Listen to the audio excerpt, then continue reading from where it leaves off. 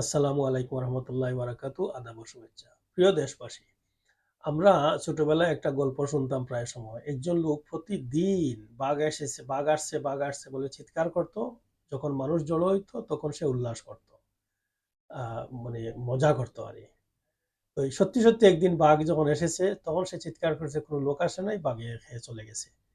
এই সেম ঘটনাটা মনে হচ্ছে এই জন্য যে মাহদি হাসান করে একটা ছেলে, আপনারা হয়তো শুনেছেন, বিগত দিনে অনেক ভাইরাল হয়েছে। মাহদি হাসান নামে হবিগঞ্জের বৈষম্য বিরোধী ছাত্র আন্দোলন লালবদরের একজন সদস্য।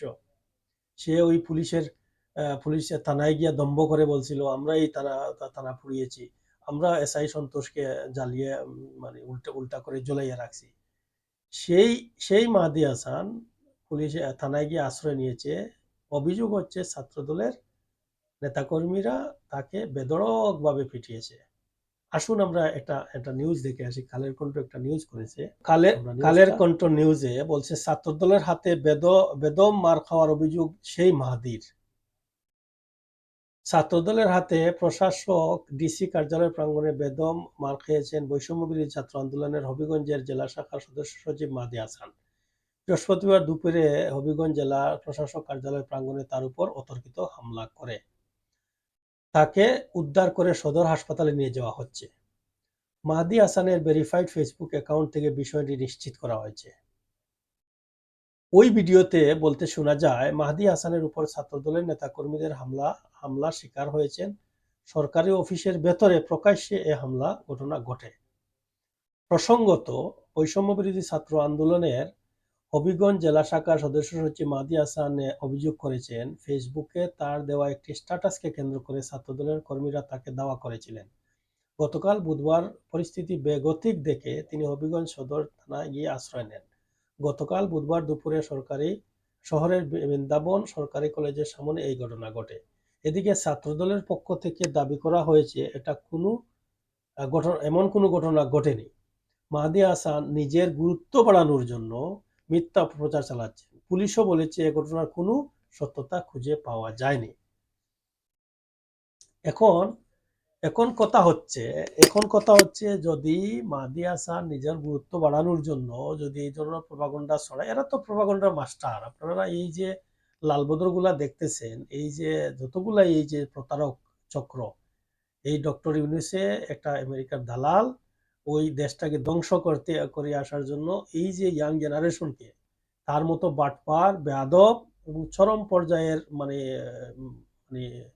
কুলাঙ্গারের বাচ্চাগুলা যে মানে তৈরি করে গেছে, এরা এই দেশটাকে সত্যিকার অর্থে, আমরা বাংলাদেশটাকে মানে মানে বলতে লজ্জা হয়, আমরা বাংলাদেশের মানুষ এই এই পরিস্থিতি করে গেছে।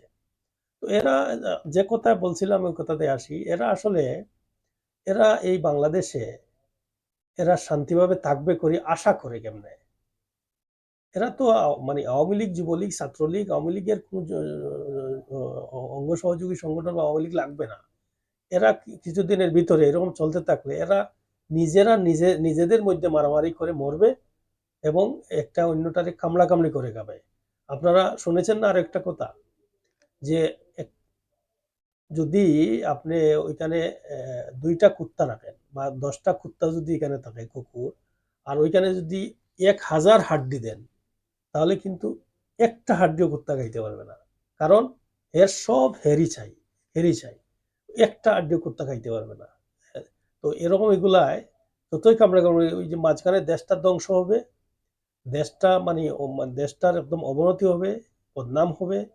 কিন্তু না হেরা দেশের কিছু করতে পারবে, না হেরাই শান্তিতে থাকতে পারবে। আসলে আমাদের একটাই উপায় এখন, যত দ্রুত সম্ভব আমরা এই লোকগুলারে এই দেশ থেকে যত তাড়াতাড়ি সম্ভব সরাইয়া দিয়া, বা মনে করেন এদের এদের এই এদের যে ধরনের এই ক্ষমতা আছে, ক্ষমতাকে ছোট করে এনে, ক্ষমতা লেস করে, তারপরে সঠিক নেতৃত্বে দেশটা যেন যায়, তাই এই আশা করি এবং দেশটা শান্তি হোক, এই প্রত্যাশা রেখে আজকের মতো বিদায়। ধন্যবাদ। আসসালামু আলাইকুম রহমতুল্লাহ। জয় বাংলা।